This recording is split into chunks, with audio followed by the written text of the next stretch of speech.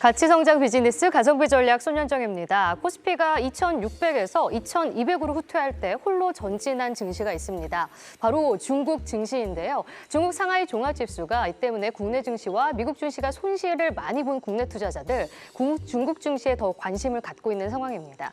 오늘은 완다그룹 관련해서 여러 이야기가 돌고 있는 만큼 중화권 증시가 많이 빠지고 있는데, 하지만 최근 선전했던 이 중국 증시의 나홀로 랠리를 짚어보도록 하겠습니다. 지금 보시면 2개월간 등락률부터 보시면은 상해 종합지수는 8% 오를 동안 코스피와 대만 각권은 11%, 12% 빠졌습니다. 중국 정부의 경기 부양책 기대감이 가장 큰 것으로 지금 중국 증시의 나홀로 호황을 원인을 찾을 수 있겠고요. 또 긴축보다는 경기 부양에 힘을 주고 있는 만큼 그 해결책을 찾을 수 있을 것 같습니다. 근데 오늘 함께할 하나증권 김경환 연구원 리포트에 따르면 이 중국은 글로벌 경제 상황과 달리 스태그플레이션 가능성이 적다고 합니다.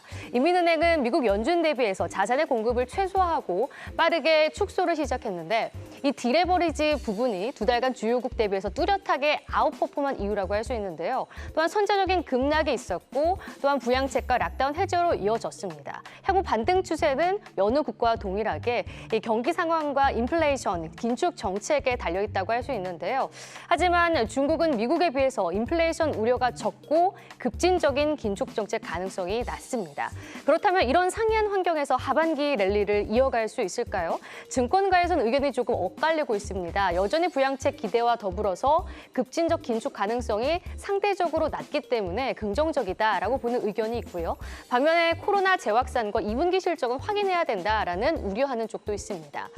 그렇기 때문에 랠리를 위해서는 더 많은 호재가 필요할 것으로 확인되는데요. 다음 화면 보시면 이번 주 중국 증시 이벤트도 많습니다. 일단 이번 주말에 나왔던 CPI는 2.5%로 23개월 만에 최고치를 경신했지만, PPI 같은 경우에는 8개월째 하락하면서 지금 생산자 소비자 물가 지수는 조금씩 엇갈리는 모습이었습니다. 그리고 13일에 6월 수출입 지표가 발표가 되고요. 이는 괜찮을 것으로 예상이 됩니다. 그리고 15일에는 2분기 GDP 성장률과 실물 지표가 예상이 되는데, 이것도 확인해 봐야겠습니다. 또 관세 얘기가 계속 모멘텀으로 저에게 잡히고 있는 상황인데요. 바이든 대통령은 대중관세 완화 아직 결정 안 했다. 이게 최신 뉴스입니다. 그렇기 때문에 새로운 뉴스들 계속 지켜보셔야겠습니다. 네, 그럼 가성비 전략 지금 바로 출발해 보겠습니다.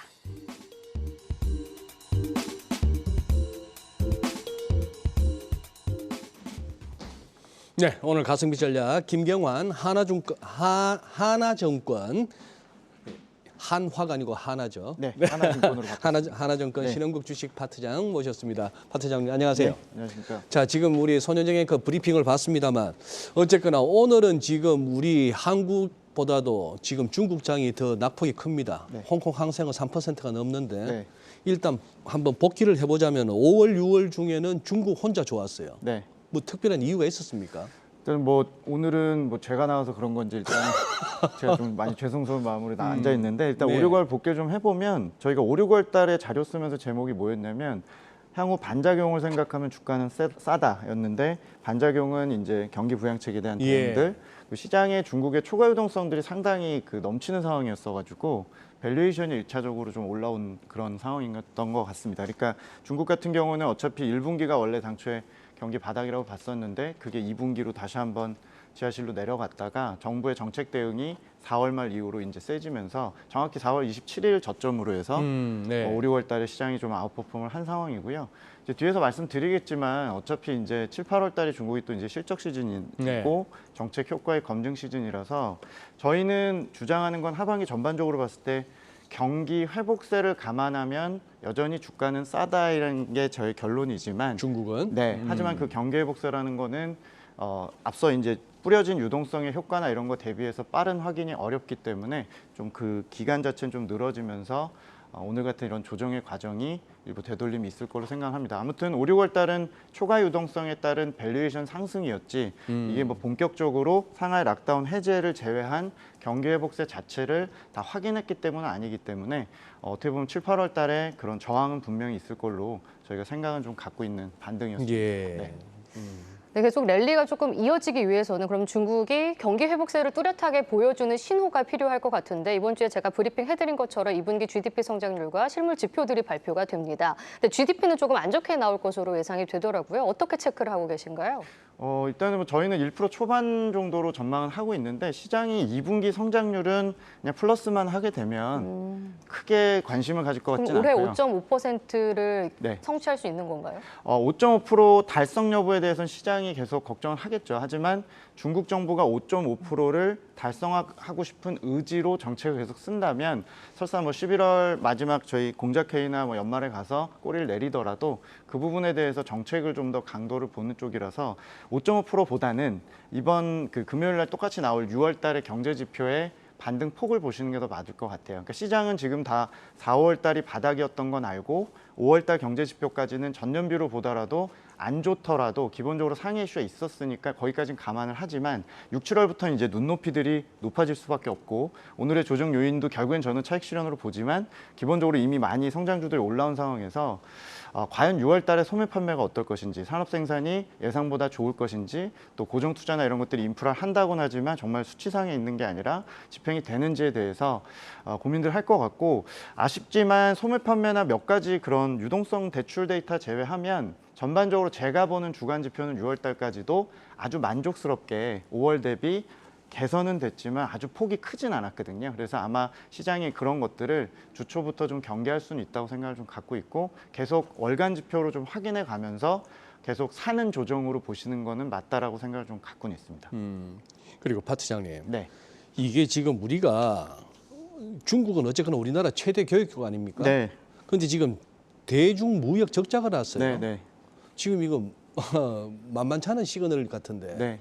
이건 어떻게 보시는지? 그러니까 저도 이제 중국을 보지만 네. 중국 관련주를 운용하시는 고객들을 많이 보기 예. 때문에 저도 고민을 많이 하고 있는 문제인데 일단 제 입장에서는 중국 쪽 데이터를 확인해 드려야 되는 거고 오늘 나온 자료에서 저희가 좀 분석했던 거는 적자가 나온 거 이제 팩트고 적자가 왜 나왔는지에 대해서는 뭐 장기적으로는 우리 한중 무역 관련된 그 교역 관련 리스크라든지 네. 저희의 입지가 좁아지거나 이제 현지에서 대체되는 것들이 우리나라의 대중 수출을 더 이상 크게 늘지 못하게 할 거란 이런 우려는 저희가 공감은 하는데 이 우려는 거의 10년째 저희가 사실 하던 거고 네. 최근에 이런 글로벌 다극화 상황에서 좀 더 걱정이 많으신 것 같고 단기적으로 2분기에 저희가 좀 볼 수 있는 증거들은 중국이 테크나 전자기기나 이런 우리나라나 대만이 주력으로 중국에 수출했던 품목들이 본인들이 5, 6월 달에는 수출은 잘 됐는데 우리나라나 대만에서 수입하는 것들은 비정상적으로 급감했거든요. 그래요? 네, 걔네들 수출은 좋았는데 저희한테서 수입하는 것들이 급감했기 때문에 저는 그 비중 자체가 어느 정도로 줄었냐면 중국이 수입하는 전자기기나 지금 우리나라 주력 품목들의 비중이 전체적으로 보면 평균적으로 한 73% 정도로 전체 수출에 차지하던 비중이 갑자기 몇 달 만에 64%가 됐거든요. 예. 수출은 정상이었고 예. 그 얘기는 제 생각에는 공급망 교란 요인이 여전히 더 크고 네. 상해 쪽 이슈나 여러 가지로 꼬인 것들이 결국 현지 기업들이 수출업체들이 현지 재고를 먼저 소진해서 일단 수출 내보내고 저희 쪽에서 들여와야 될 것들이 소위 말해 후행하는 레깅이 있었다고 저는 생각을 합니다. 왜냐하면 그 정도로 아무리 저희가 경쟁력을 잃었다 네. 한다 하더라도 한 달 사이나 두 달 사이 안에 그렇게 수입 비중이 급감하기는 좀 어렵거든요. 그래서 저희는 다음 달, 다다음 달 중국의 수입 비중에서 이런 테크나 우리 주력 품목들의 비중이 올라갔는데도 만약에 적자라면 그건 정말 경쟁력 문제겠습니다만 저는 2분기에 분명히 이 중국만 자체적으로 재고의 사이클이나 이런 것들이 꼬인 것들이 꽤 크다고 보고 있기 때문에 네. 아직 저는 적자가 고착화될 걸로 보지 않고 있고 흑자 전환할 걸로 생각을 합니다. 그래서 저희가 그 중국 쪽에서 그 급감한 그런 테크 기계류의 수입 비중과 최근에 대만과 코스피의 어떤 그 주가 흐름이 사실은 일치하거든요. 네. 그래서 저는 그 부분을 확인한 다음에 저희가 적자가 계속될 수 있고 그런 문제를 좀 더 생각해 보자. 그래서 다음 달까지는 그렇게 좀 보실 필요가 있다는 게 저희 생각입니다. 그리고 지금 파 트장님 파악하시기에 지금 네. 중국 내 코로나 상황은 어떤 거예요 지금? 코로나는 뭐 저희가 이미 겪었습니다만 오미크론은 만만치 않은 거고 네. 뭐 저희가 발표하는 수치를 믿는다면 기본적으로는 경제를 여전히 희생하면서 진행되고 있는데 주말에도 이제 오늘 조정 요인 중에 상당 부분 또 주말에 나온 그런 지역별 확진자 증가가 있는데 뭐 이건 불가피한 상황인데 더 중요한 포인트는 방역에 대해서 그래도 2분기 대비 소위 말해 조금 무식하게 했던 그런 방역들이 정밀화되고 세분화되고 있는지 좀 보는 게 중요한데 현재 단계로는 조금은 세분화되는 것 같아요. 예를 들면 예전에 발생하면 구나 정말 구 몇 개 단위를 셧다운을 했다면 지금은 굉장히 동단위나 굉장히 작은 단위로 락다운을 한다든지 그 어떤 일자를 좀 줄이면서 방역에 대한 피해는 최소화하려는 것 같은데 확진자 자체는 뭐 저희가 아는 대로 여전히 전염력이 높기 때문에 여전히 조금 확산을 오가는 그런 상태가 예. 좀 반복이 되는 걸로 파악은 하고 있습니다. 알겠습니다. 네. 네, 그래도 시장에 대해서 중국 시장에 대해서는 좀 긍정적으로 보고 계신 것 같은데 이 반등이 좀 단기 반등에 그칠 거란 분석도 있습니다. 긍정론과 부정론이 좀 나뉘고 있는데 위원님은 리포트에서도 좀 긍정적으로 쓰셨더라고요. 어떤 점을 가장 크게 근거로 찾고 계신가요?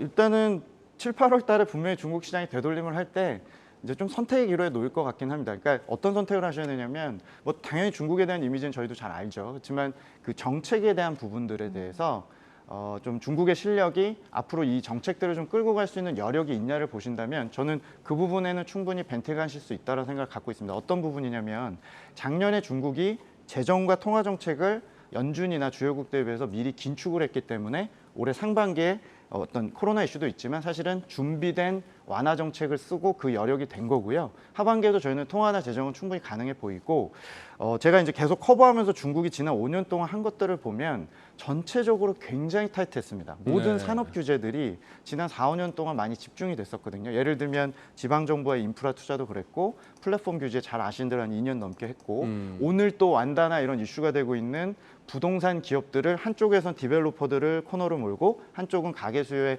어떤 억제를 했던 것들이 거의 5년이 됐거든요. 근데 저희가 이제 말씀드리고 싶은 거는 주요국들 대비 굉장히 자린고비처럼 좀 타이트하게 조정을 했던 것들을 내년의 상황에 따라서 충분히 완화할 수 있고 실제 완화를 좀 시작했기 때문에 정책 여력이 신흥국 내에서는 압도적으로 그러니까 의지에 따라서 압도적으로 좀 높은 편이다. 그래서 그런 것들이 홍콩의 디레이팅도 4년 동안 진행된 것들을 좀 되돌릴 수 있고 완화할 수 있다면 저희 생각에 11월 달에 그분의 이제 3년임 여부가 결정될 당대회 이후에도 내년 상반기까지는 정책 허니문 기간으로 저희는 보거든요. 그래서 전반적으로 중국의 정책 완화 여력은 충분히 있다. 그래서 그런 관점에서 7, 8월의 실적 시즌에 알고 있지만 2분기의 것들을 더 하향 조정하면서 있을 수 있는 조정을 매수할 거냐, 이때라도 팔아야 되겠다라고 보신다면 저는 매수를 저희는 추천을 드리는 거고 네. 경기 사이클 마지막으로 말씀을 드리면 경기 실적이 다 2분기 저점은 확실하고 3Q, 4Q, 내년 1Q까지 전반적으로 저희는 우상향 흐름, 물론 이 각도는 오미크론 때문에 아주 납작한 완만할 수 있겠습니다만 전체적으로 지금 많이 빠진 소비재나 또 혹은 이번에 혹시라도 조정이 좀 커지면 전기차나 신재생 쪽에 대해서는 비중 확대하는 조정으로 보시면서 조금 인내력과 어떤 좀 믿음을 좀 가지셔야 되고 그게 아니라면 사실 또 미국으로 가시겠습니다만 저는 중국의 정책 여력은 이번 사이클에서 너무 과소평가하실 필요는 없고 너무 가혹할 정도로 했던 규제들에 대해서 완화할 수 있는 여력은 내년 상반기까지 있다라는 게 저희의 주장입니다. 알겠습니다. 네. 예, 오늘 도움 말씀 고맙습니다. 네, 감사합니다. 네.